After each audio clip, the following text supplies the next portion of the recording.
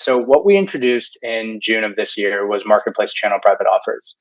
And so what this gave the ISV the ability to do is do granular level discounting. They can now do it at the SKU level, the transaction level, partner level, or customer level. And they would design what is called a private offer plan. The value for the customer, they can buy directly from an ISV. They can also buy from their preferred reseller or channel partner. And so that allows them to consolidate both their or line of business spend and transact that all through the marketplace, right? And historically, we actually didn't allow for a customer to burn down against their commit if they purchased through a channel partner. And so we introduced cross-channel commit burn down, which ultimately unblocked that. And you now have incentives in place. Learn how to master cloud marketplaces in just 5 weeks with our cohort course. Accelerate your growth by tapping into the $300+ billion cloud spend that enterprises have committed to AWS, Azure, and Google Cloud. Discover the future of go-to-market with Roman. During 10 weekly sessions, you'll learn how to leverage this fast-growing channel and network with top industry experts and partnership leaders. We will dive into marketplace strategies, internal buy-in, building relationships with the cloud, and mastering co-sell. Join our upcoming cohort. It's real to have in our course Brian Stavis, and Brian has incredible background. He has been Resell Strategic Initiatives in Google Cloud. You may have heard that GCP launched partner offers, and he will talk more about that. But not only that, he also has amazing background. He spent almost 5 years in another hyperscaler that many of you know, and has an MBA, and one of the best speakers we had. I'm focused on developing our channel programs, channel incentives at GCP Marketplace. What that is comprised of is it is titled the Resell Strategic Initiative, and our team's charter is to develop the right product features, the right incentives, the right systems in place to unlock an ISV partner's ability to transact through their network of channel partners. And so we define channel partners as, that could be a distribution partner, that could be an SI or GSI, that could be a value-added reseller, specialized reseller, or even an MSP partner. I like starting with data so that everyone understands the importance. Canalys recently came out with a report that there's almost 85 billion of cloud marketplace revenue by 2028. And so that's up from 45 billion in 2025. It's a massive opportunity for cloud marketplaces. But as we get more into the details of here within GCP Marketplace, as we look at developing our Resell Strategic Initiative and our all-up channel business, we look at this stat, where 50% of that 85 billion will go through the channel.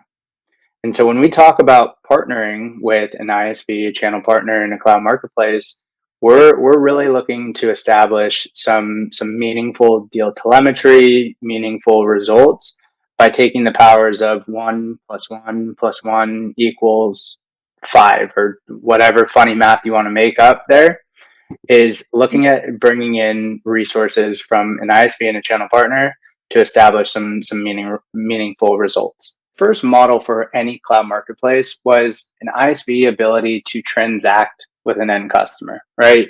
You already got the purchase order and you want to drive commit burn down, transact it through the marketplace, and a customer could come to an ISV and request that, or a channel partner could maybe get a back end rebate and still facilitate in the migration or implementation offline, but the ISV could transact through the marketplace.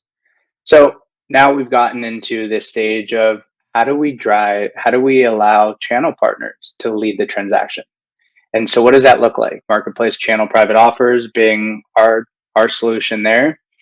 But then how do you bring in different types of channel partners? Distribution can support tax and regional opportunities. Distribution can also support, third-party resellers that might not have a partnership with a hyperscaler or Google.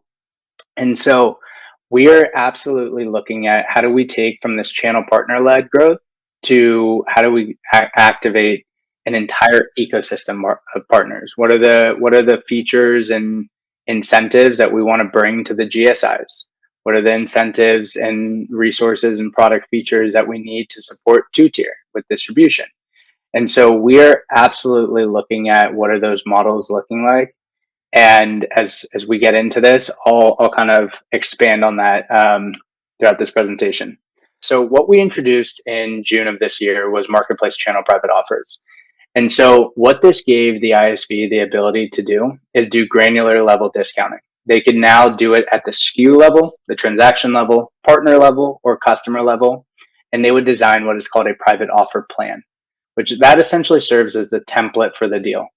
So they could upload their EULA, maybe a reseller terms of service that would go to the channel partner. And that plan would then get extended to the sell partner. And so the sell partner now has the ability to add margin or add market or markup directly within the UI and extend the private offer down to the end customer. Customer accepts, order is booked. And so from a pure transaction perspective, that's kind of the nuts and bolts there. But the key call out actually flows into this bottom section. The bottom section is where I would say is a little bit differentiated, where sell partners or channel partners are actually empowered. They are the partner of record. They can do end-to-end invoicing, billing, and collection. And so the channel partner collects, they pay Google, Google disperses back to the ISV. And so it is a little bit different than some other hyperscalers. And why that's important, it has to do partly with our existing infrastructure of GCP Marketplace, where channel partners are empowered to own that billing and invoicing and collections piece, which enables them to recognize top line revenue. They can also, like customers can recognize tier one diversity spend. From a channel partner standpoint, it's absolutely differentiated for them. As all of us can attest, like the value for the customer, like they can buy directly from an ISV. They can also buy from their preferred reseller or channel partner. And so that allows them to consolidate both their IT or line of business spend and transact that all through the marketplace, right? And historically, we actually didn't allow for a customer to burn down against their commit if they purchased through a channel partner. And so we introduced cross-channel commit burn down, which ultimately unblocked that. And you now have incentives in place where if you purchase Checkpoint directly, or if you purchase Checkpoint through one of your preferred partners, you have the ability to draw down against your commit.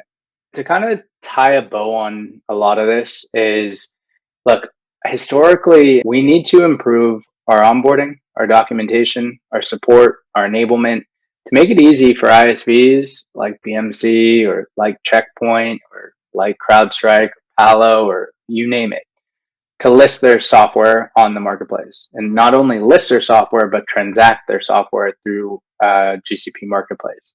And so if we make it easier for ISVs to get onboarded, and if we create a compelling channel program where ISVs can bring their network of channel partners, their GSIs, their VARs, their disties, and create those incentives that Roman brought up, we can establish this connective tissue between an ISV, a channel partner, and an end customer to transact using the incentives that we have in place through the marketplace. And so what we're seeing time and time again is channel partners have the ability to expand our footprint and extend GCP's marketplace through regional opportunities, through distribution opportunities. And really, channel partners are extending the value of any cloud marketplace because they have their network of resellers, they have their network of customers, they have their network of ISV partners that want to get onboarded on the marketplace. And so they start to create this own mini flywheel within the broader flywheel. And so what we're seeing time and time again is ultimately customers that are transacting through the marketplace, they retain, they become stickier, and ultimately they grow their footprint or grow net new workloads with ISV partners and ultimately on GCP. And so again, we see this overwhelming flywheel of channel partners are ultimately helping ISVs expand into new verticals, new segments, new regions of the world.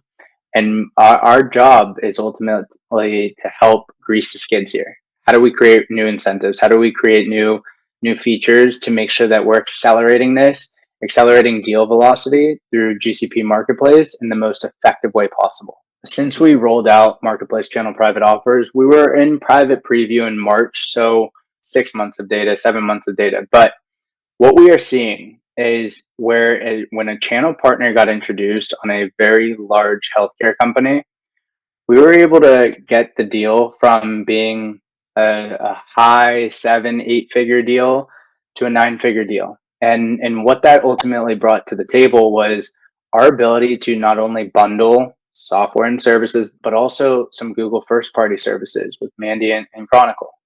And so why I bring that up is we are seeing ISVs and channel partners. We've seen dozens of healthcare opportunities get are brought through marketplace channel private offers because healthcare companies they lean on their network of channel partners to do that implementation, to do that migration, to do that support.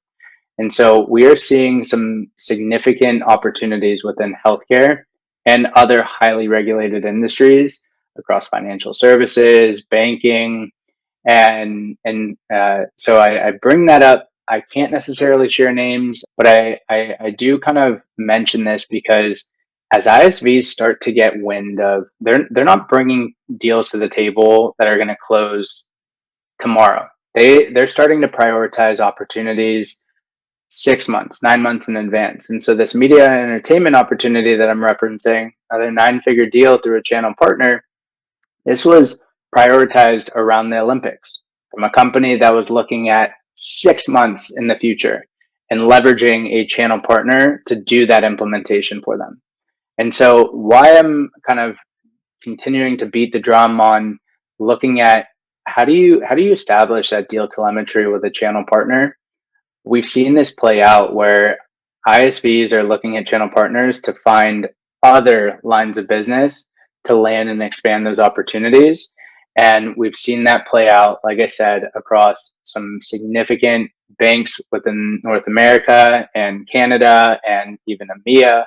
And we're seeing this play out within retail and also high tech. And so the message on this side, even though I'm not necessarily sharing brand names or logos, is channel partners have these long-standing relationships. They've been working with some of these accounts for decades. And so they have some of the inroads that maybe your sellers don't necessarily are working with. They know champions. They know some of the key decision makers. They know some of the key workloads or use cases that some of these accounts are pursuing. And so by trying to partner with a channel partner and a hyperscaler, it ultimately helps your sales reps extend and expand their reach within an account, that as opposed to just trying to drill into an account on them or by themselves or maybe with a BDR, you might as well try to look at other entry points within an account. And we're seeing this play out across every single vertical and every single part of the world. What is the typical progression do you see from those companies that are successful? Do they usually get successful in marketplace sort of directly and then they bring channel partner, or do they kind of, there's more cases when they start with channel partners straight away? So I think this goes back to the garden analogy, right? Like where I think a lot of ISVs do a misstep is thinking like, all right, I'm going to get listed on marketplace and all the channel partners are going to come or all the customers are going to come. You should have a proven partner motion with WWT or with Deloitte or Accenture, and look at marketplace as kind of the cherry on top of extending that value that you can provide to that end customer. And so I typically say that an ISV should have a channel partnership in mind, or at least in like already in play, versus thinking, all right, I get listed on marketplace and we're going to all of a sudden have this wave of channel partners interested in reselling our software.